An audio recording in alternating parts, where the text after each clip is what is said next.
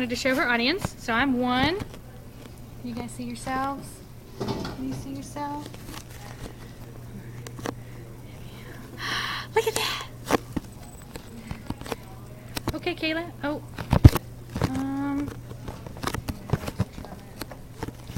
Okay, let's get Kayla's appearance. She looks very nice today.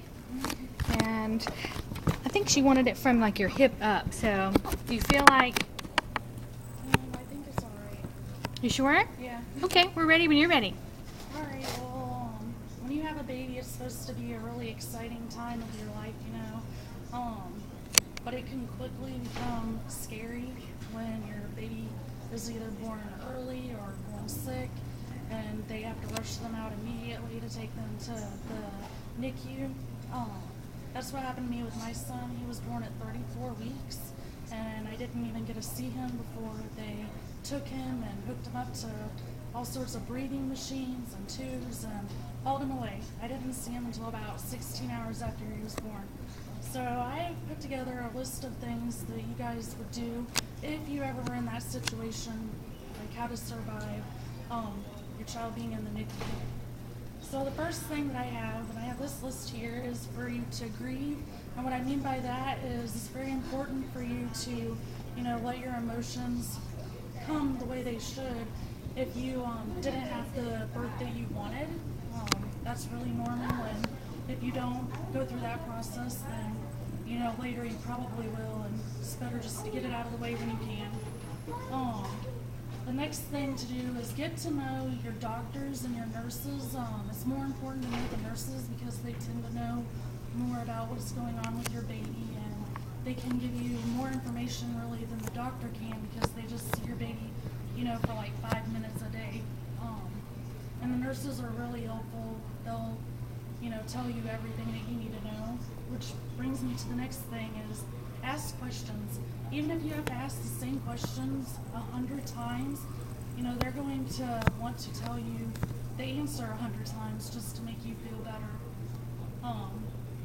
The next thing is don't ever count on a release date because they can't tell you for sure when your baby will be able to go home, and you don't want to be disappointed, you know, if you think, oh, my baby will come home in 2 weeks and then 2 weeks have came and gone.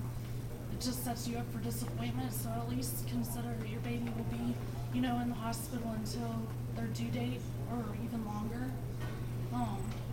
Another thing to do that's really important is to connect with other parents who, you know, have their babies in the NICU. It's very important because you can, you know, speak openly with them and they understand exactly what you're going through.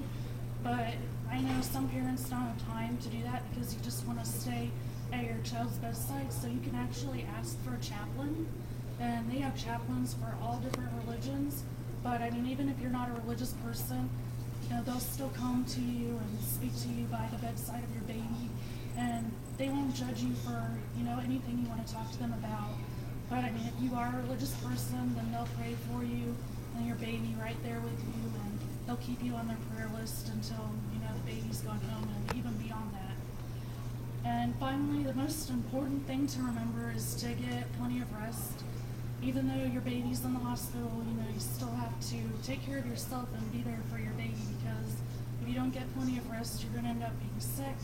That's what happened to me about a week after my son was in there. I ended up so sick I couldn't go for 3 days, and that was more devastating than actually taking the time to get the rest I needed. So I put a couple pictures of my son when he was first born, right around Christmas, and I don't know if you can see at the bottom here. And then today, he was 4 pounds 5 ounces, and today he's 6 months old and he's 16 pounds. Great job, Kayla. Here's our audience again. Will you let me know if you don't see yourself?